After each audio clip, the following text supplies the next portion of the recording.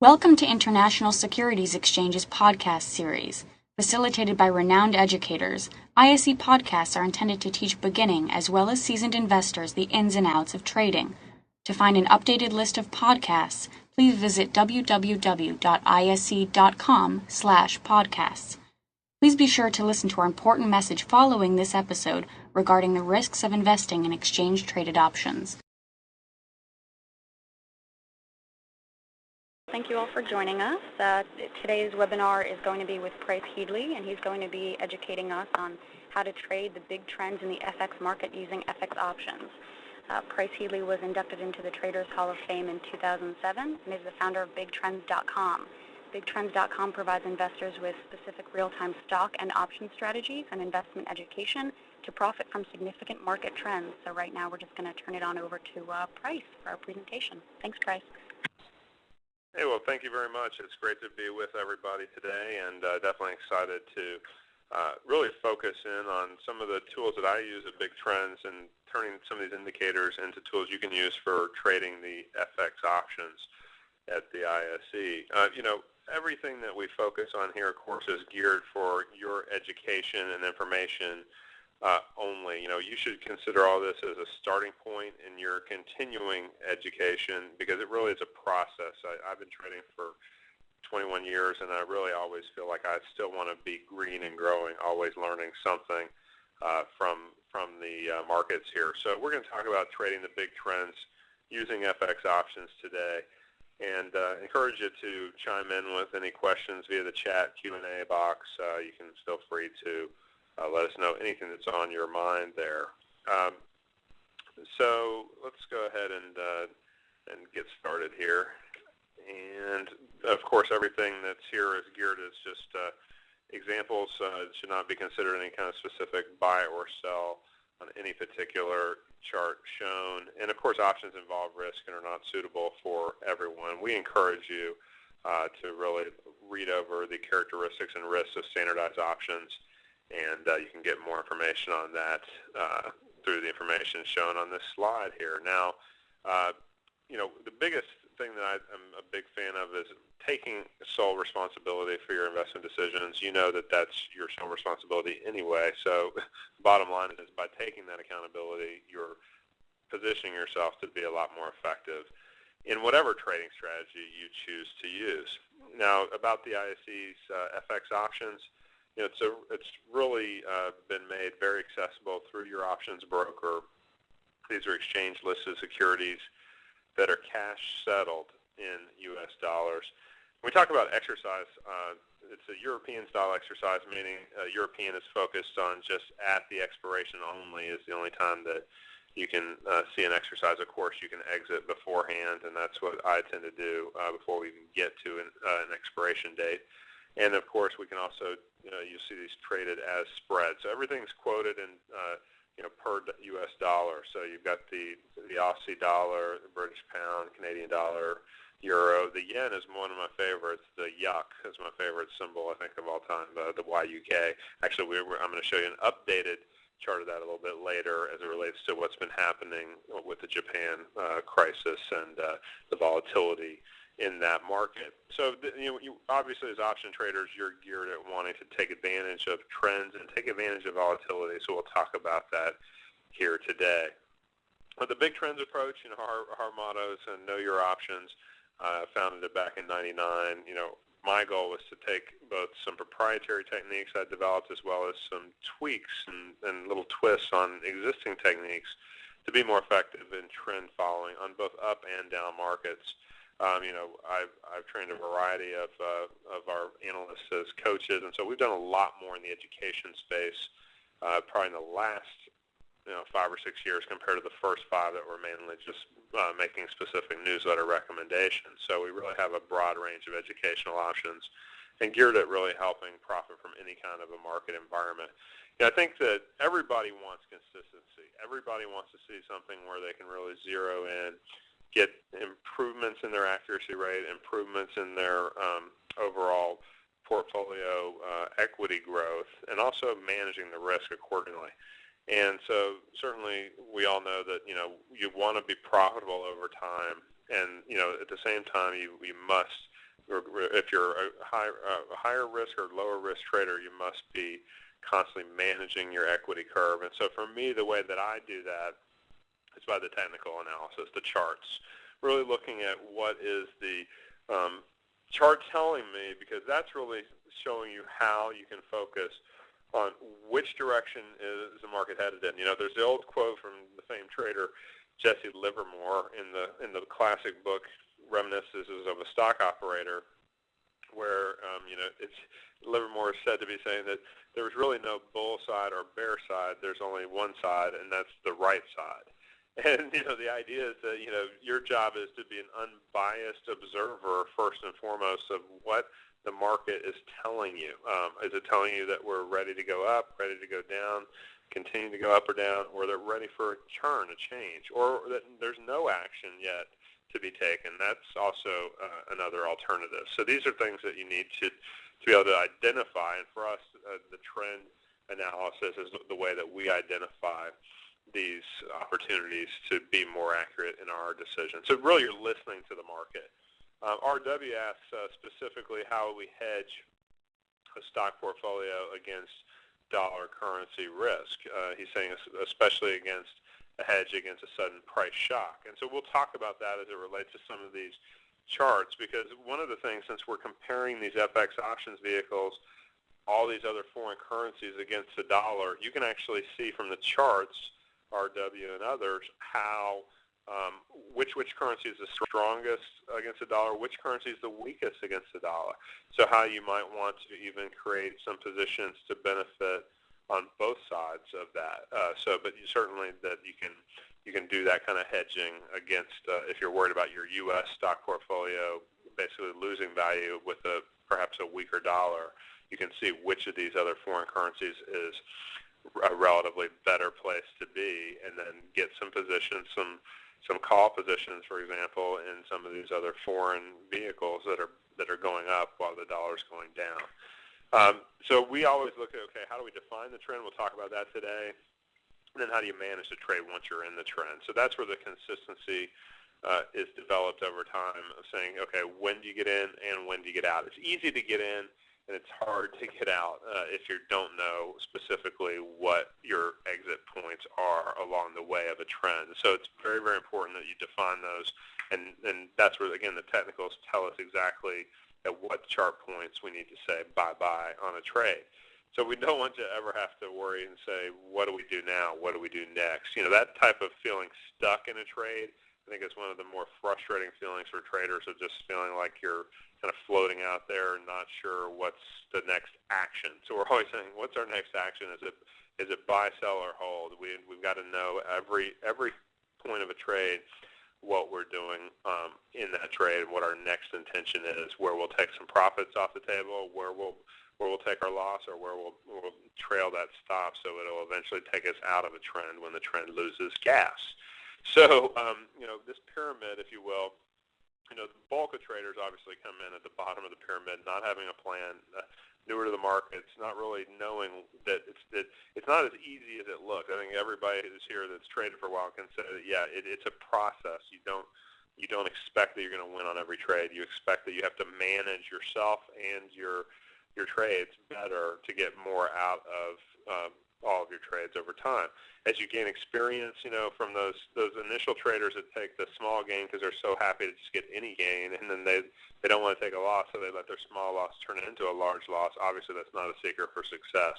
As you get more experience, you start to know more about trading. You still kind of having some hits or misses, and then as you gain the education of the right kind of education, you can have all kinds of people telling you all kinds of things. The question is it the right kind of education to ultimately sets you in for the process of taking quick losses and letting your winners run? That's what everything the big trends approach is geared to do, is educating you on turning around that natural human behavior pattern to not want to take a loss and say, hey, if it's not working quickly, get that money back and let's move it into something else that's got a better chance to work. And so we call this smart trading, looking for more consistent strategies. So with options, like when we talk about the FX options, one of my favorite strategies is the in-the-money options buy. So meaning that, if you've got an FX vehicle, we'll talk about some of them here, that's trading at at 60, we're not going to buy the 60 calls right at the money. We're going to tend to buy the several points in the money where right away it's got a meaningful majority portion of the option's total value is what we call intrinsic value. So we'll talk about that. And usually we want to buy some more time. We want to give ourselves room for a move to play out, but we also want to know that if we expect the move is going to take a month, don't buy a 1-month option. Buy something at least another month out, so you have some time left after your expected holding period is over, so that regardless of what happens, even if it didn't move, you're not seeing, the same kind of decay risk that you would for people that are trying to ride the rails and play it super aggressive. We tend to be more conservative, but I find being more conservative is still, in options, it's still a relatively better thing than if you were just buying the underlying vehicle. And yet it's a more sane way to trade. It'll keep you a lot more emotionally and financially stable in our experience.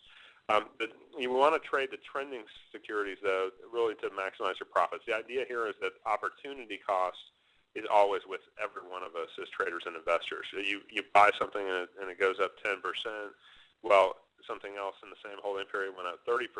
Well, then you've left, that 20 percentage point difference on the table as an opportunity lost. So from this perspective, we really want to make sure that we're trading the best of the best trends. And there's times where you don't want to trade. There's times where if you don't have an edge, you shouldn't be sitting at the table. The reality is that when you have an edge, that's when you want to take advantage of it over time. And at the same time, you want to apply consistent money management rules so that you're not loading the boat on any one trade. You're giving yourself a chance to, over time, take money out of the market when you have a positive edge. So that's why we like the FX options, because they really fit these criteria.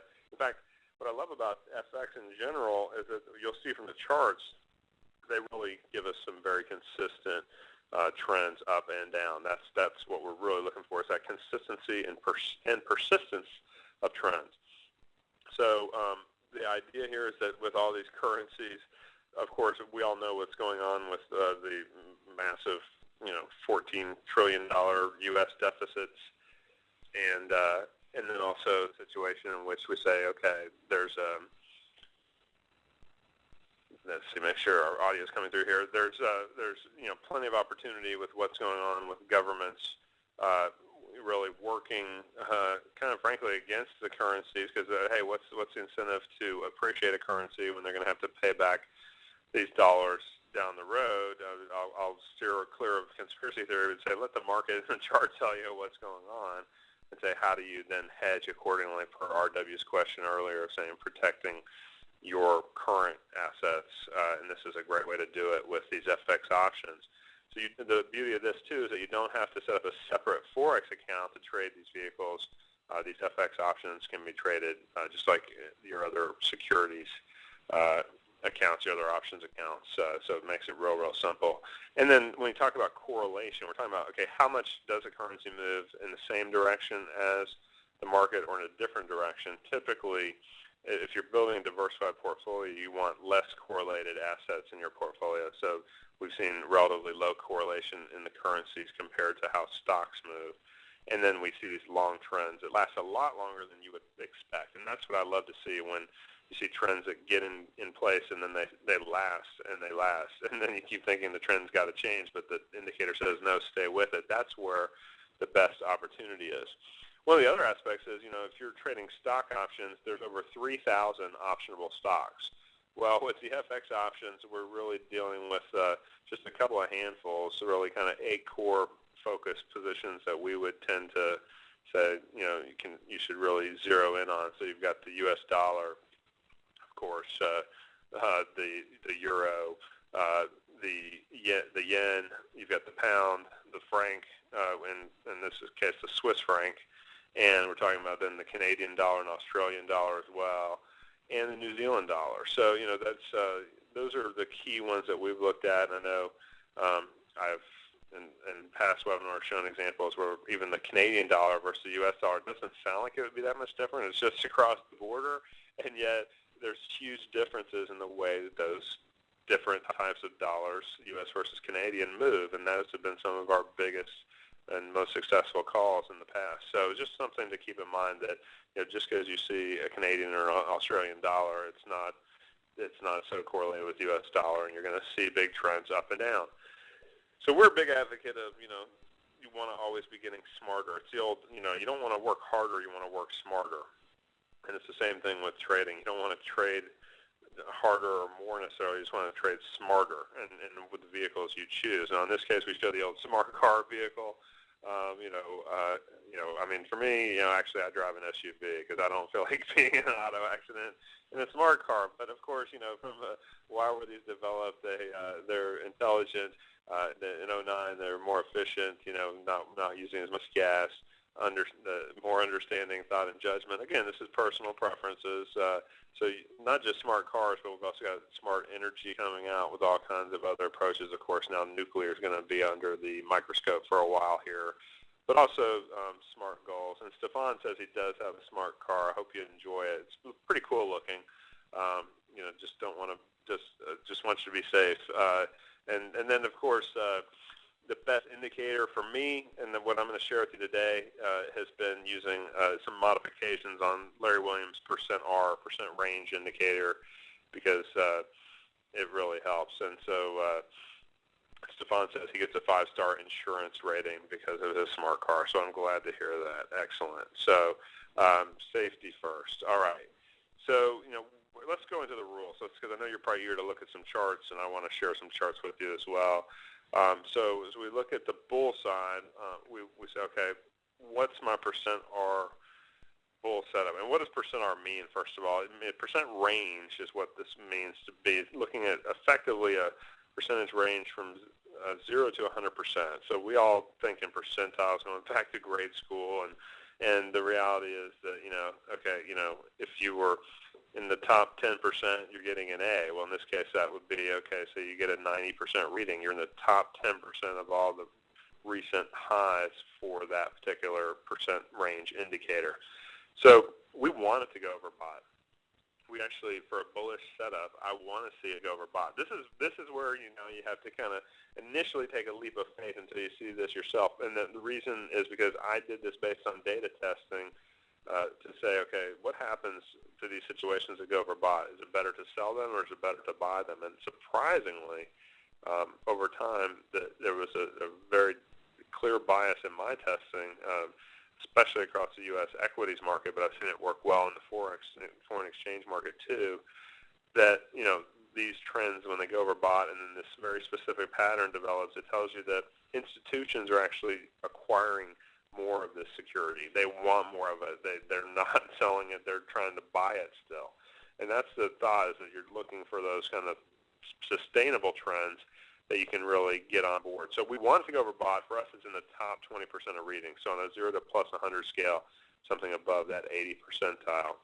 And so once we get that confirmation point, the confirmation for me is where we actually see a close, and that's the key word on this chart, a close above that first overbought setup bars high. We call that the setup when it first goes overbought. And preferably the sooner the better. I give it 5 bars. If we're looking at a daily chart, that's 5 days. We're not talking about pubs. We're talking about intervals of time. That's 5 bars, 5 candles, whatever kind of a chart you look at. Now, if you're using an hourly chart, that would be the next 5 hours. So, whichever time frame you use, the testing says that should happen fairly quickly to tell you that there's a demand for this, that people want on board. That's the whole goal of this type of an approach. That's the confirmation that you now have something unusual happening. And then once you're in that kind of a strong bull trend, we have techniques that we use called the retest method, which means that once we're already bull confirmed, then when it comes back underneath that 80 threshold, in this case 79.5 or less, initially I used to worry, okay, it's coming out of the overbought mode, that's a problem. And in fact, that becomes a key retest point. Something is going to give. Either it's going to be a great chance to set our stops to say that low should not be violated. It should not close below that low. If it does, that's the end of the uptrend. So at the same time, the beauty of these retests is that if you miss the first leg of a move, this is a great spot, in my experience, to get back on board for the next leg of the move. So the idea is that it's relatively a low-risk area where if we're wrong, we can stop the trade out quickly If we're right, we can basically get a great entry point within a still developing trend. So I call this my low-risk entry point off of the retest to either start a position or build onto an existing one. Okay, now for bearish side, we've got the other side of the equation. So bear setup, we're actually looking for the bottom 20% of readings below the 20 threshold. So we go below that 20 threshold, we say, okay, that's a possibility that it could be bearish. It doesn't mean it's bearish right away. It means that we're now at the bottom of a potential trading range. Can it break through the bottom of that range and tell you it's ready to trend to the downside? So the bear confirmation is once you get that setup, bars low in place, you say, okay, that setup bars lows in place. What happens? What happens after that? So this is what we're looking for is, okay, what happens next? If we indeed break that low and continue to drop, then you have a situation in which you have a market that really, is probably headed a lot lower. We saw this with the financial crisis in 07, 08. And so the big word here is close. Must close. You can't try to front run it and try to bet that it's going to break down before it actually does, because you'll get faked out too much of the time where it tries to go below there, you jump in, and then it flips back up. So we really want to get that confirmation first and foremost. So from that point, once we're in the bear trade, we can say, okay, now where's a place to potentially reset our stops? The next move over the 20 threshold, 20.5 or higher, tells us that that's our new closing stop. Now, that's a different word than a lot of you may have heard of. The closing stop means that we're looking at if it closes above that bar's high, because that bar's high is a key threshold. It'll test that a number of times, but then a lot of times it'll close back underneath it. So this is very useful for us as now a bearish low-risk entry point or a low-risk adding point where we can say, okay, we know it's a crunch time point. I call this an inflection point. It's like something's got to give. Either it's going to move on up through there and we're going to get stopped out of the remaining bear trade, or it's going to keep on trending down and you get a great chance to get back on board for the next wave. Thank you for listening to our podcast. To find more podcasts on options, stocks, alternative markets, and market data, please visit www.ise.com/podcasts.